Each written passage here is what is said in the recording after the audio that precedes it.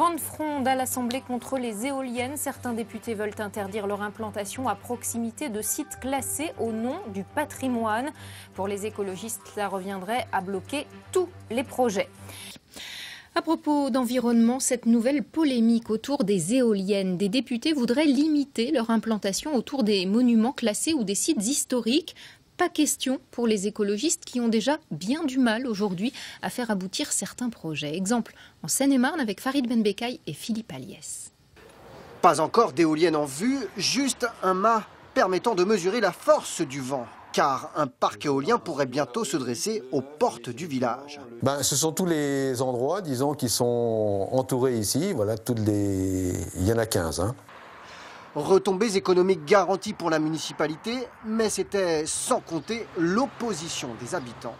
Mais quand on a vu l'opposition qui venait de la part de la population, directement, on s'est positionné et on a dit stop, stop, stop. L'État a pourtant retenu la Seine-et-Marne pour y implanter des générateurs, des mégawatts grâce au vent. Des dizaines de projets sont à l'étude, comme ici, à côté de cette abbaye classée.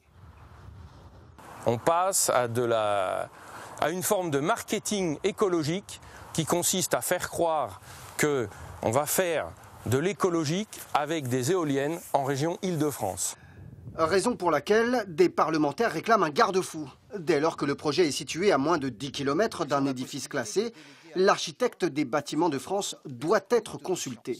On ne peut pas investir de l'argent public, donc de l'argent des impôts, des contribuables, pour restaurer, protéger nos bâtiments et en même temps les détruire en quelque sorte en laissant s'implanter des éoliennes dont l'efficacité économique, on le sait bien, n'existe pas. Mais écologistes et majorité de gauche ne l'entendent pas ainsi. Selon Vincent Eblé, sénateur socialiste, il faut au contraire simplifier les projets éoliens. On ne peut pas méconnaître l'exigence de transformation de notre dispositif de production d'énergie, alors même qu'on a des engagements internationaux liés à la COP21 sur ces questions. L'avis des bâtiments de France a donc été supprimé du projet de loi. Mais le texte doit revenir au Sénat. Le bras de fer autour de l'éolien n'est pas terminé.